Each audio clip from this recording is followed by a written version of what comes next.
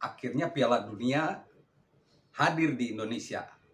Meskipun Piala Dunia U17. Ini menjadi kompensasi untuk gagalnya Piala Dunia U20 yang harusnya digelar Mei lalu. Tapi ada tantangan buat PSSI dan juga Timnas U17. Apa saja tantangannya? Saya ceritakan di video ini.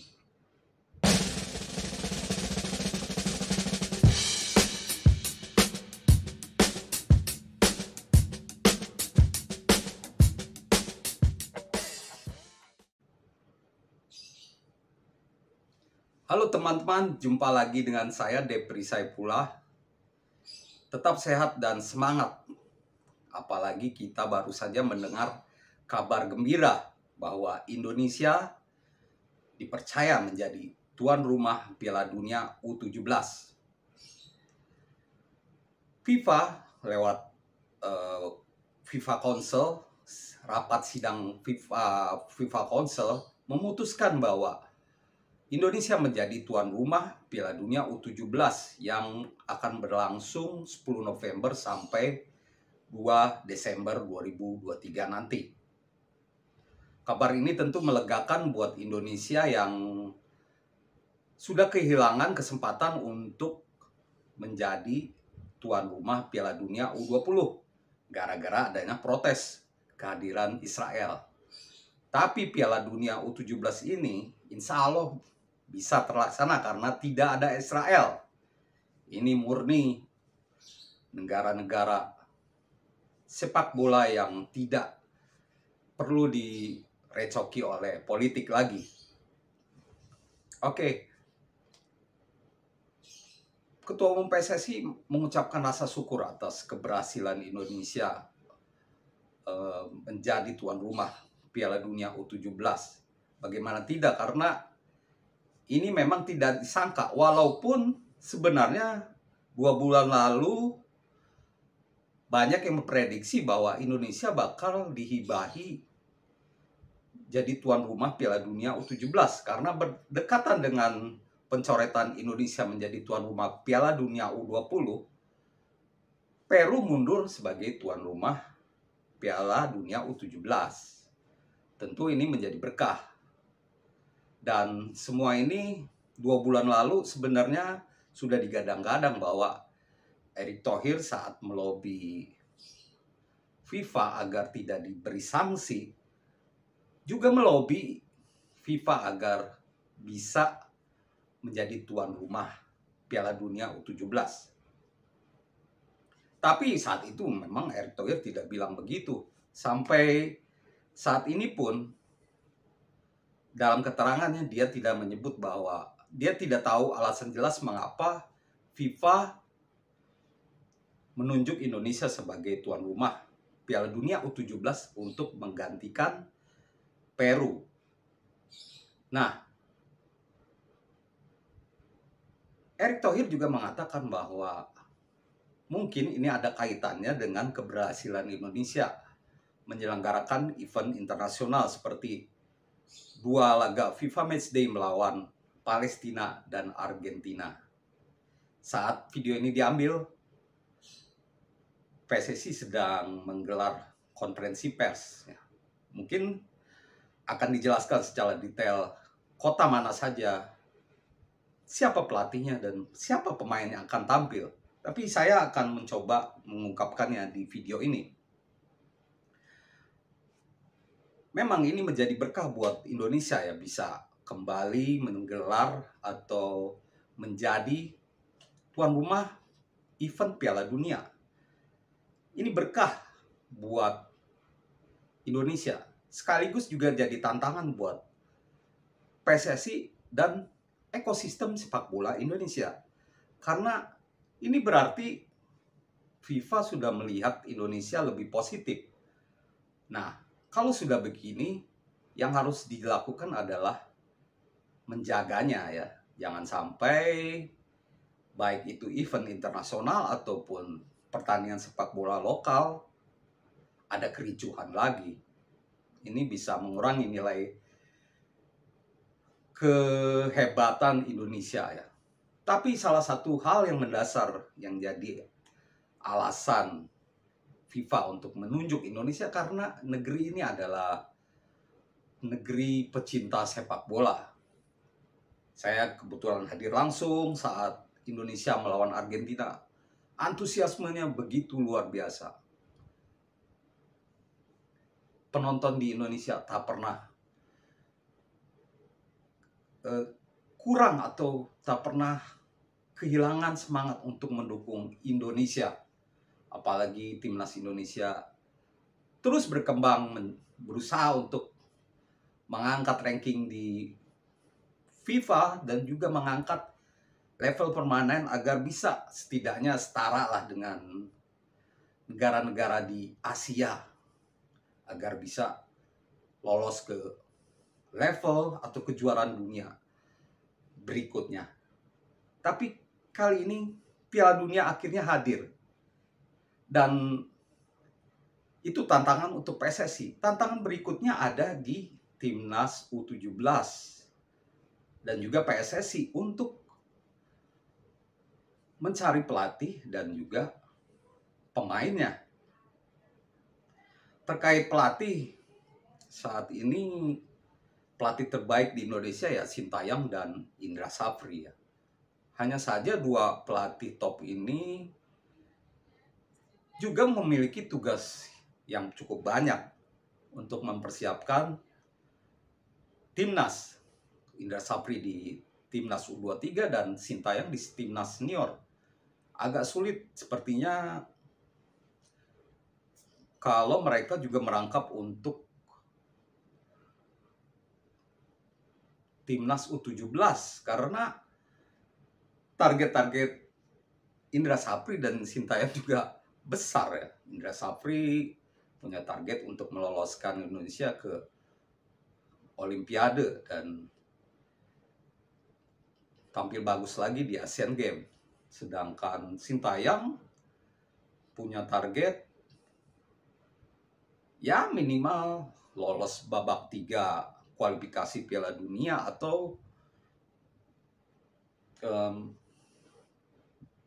tampil di bagus hingga fase knockout di Piala Asia 2024. Nah, Piala Dunia U17 juga bukan hal yang main-main ya. Kita juga tidak mau tampil seadanya ya, walaupun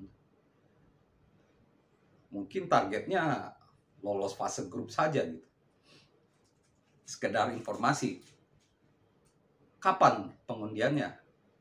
Pengundiannya mungkin sekitar Agustus nanti. Dan Indonesia berada di pot 1 atau di pot negara unggulan karena sebagai tuan rumah. Jadi paling tidak di fase grup Indonesia berpeluang menghadapi lawan-lawan yang cukup mudah ya. Dalam tanda kutip karena mudah dalam artian mungkin tidak sesulit kalau menghadapi Brazil, Argentina, Inggris, Jerman, Spanyol.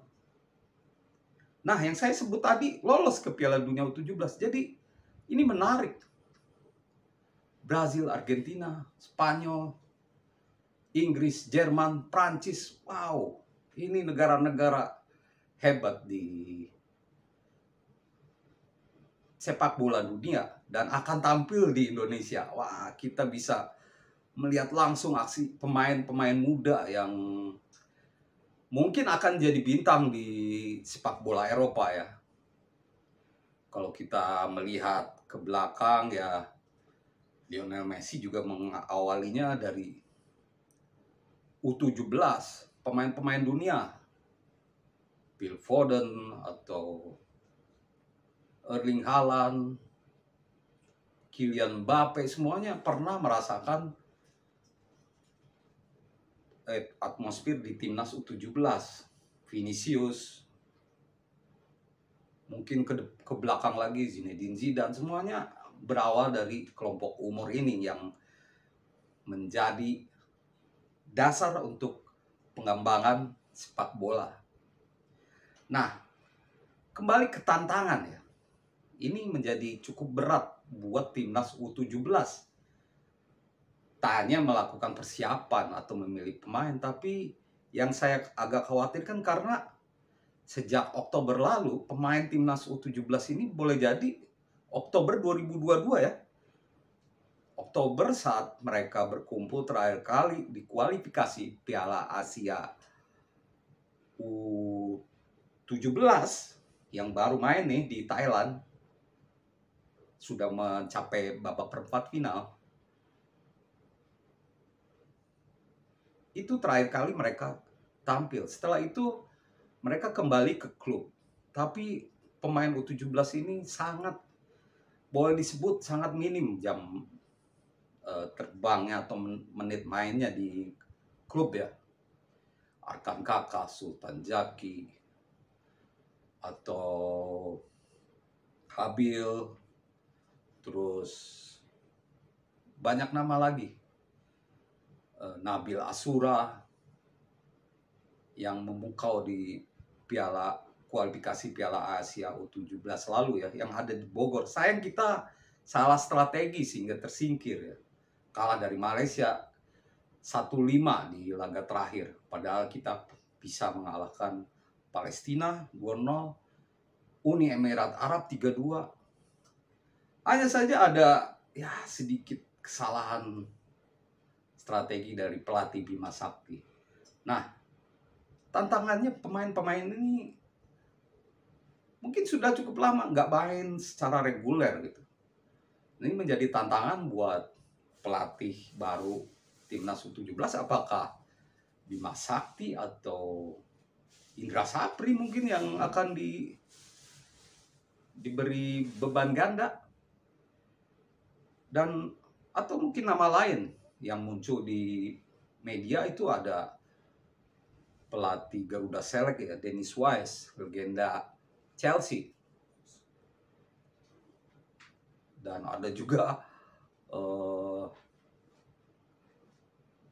mantan pelatih timnas Jerman Joachim Löw, walaupun saya menilai terlalu jauh, agak sulit untuk merealisasikan itu. Atau ada juga Fahri Husaini yang juga pernah membawa timnas U16 juara. Ada juga nama Kurniawan Dwi Yulianto. Tapi seperti saya sebutkan bahwa Piala Dunia U17 ini ya bukan ajang coba-coba juga, harus serius juga, karena target kita walaupun nggak juara, bukan target juara, tapi ya paling tidak lolos fase grup lah ya. Jadi harus ada persiapan. Nah, bagaimana untuk mengakali pemain-pemain timnas U17 yang sudah lama tidak berkumpul? Terakhir Oktober 2022 lalu, dan sekarang sudah mau memasuki Juli.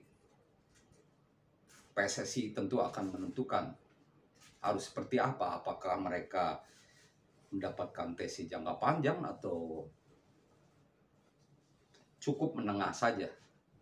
Jadi itu tantangan yang dihadapi oleh timnas U17 menjelang Piala Dunia U17 nanti.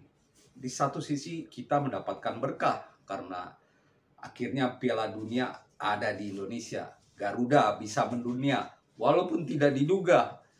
Yang disiapkan Piala timnas U20 yang main malah timnas U17. U20 malah gigit jari, padahal udah disiapkan secara matang oleh Sintayong. Tapi sekarang timnas U17 yang malah mendapatkan tantangan terbesar untuk bisa ya berkiprah ya di Piala Dunia nanti, karena lawan-lawannya juga tidak enteng. Saat ini sudah ada 20 negara yang lolos, dan ada 4 negara lagi yang dari Asia yang saat ini masih melakoni babak perempat final. Ada Thailand, ada Iran, Yaman, Arab Saudi. Semuanya memperebutkan tiket ke Piala Dunia U17. Ini hari Minggu dan Senin ada laga perempat final yang menentukan siapa yang lolos semifinal sekaligus mendapatkan tiket ke Piala Dunia U17. Jadi kita bisa bergembira, tapi ini juga menjadi tugas berat buat PSSI dan calon pelatih timnas U17 ke depannya. Terima kasih, itu tulisan saya soal Piala Dunia U17 yang mendadak datang ke Indonesia. Kita tunggu kemeriahannya dan semoga timnas U17 bisa ditangani dengan baik agar bisa berprestasi lumayan di Piala Dunia nanti. Terima kasih, beri komentar, klik like, dan share video ini untuk teman-teman dan sahabat yang membutuhkan informasi. Dan jangan lupa komentar ya, bagaimana pendapat teman-teman soal keberhasilan Indonesia ini. Terima kasih dan salam olahraga.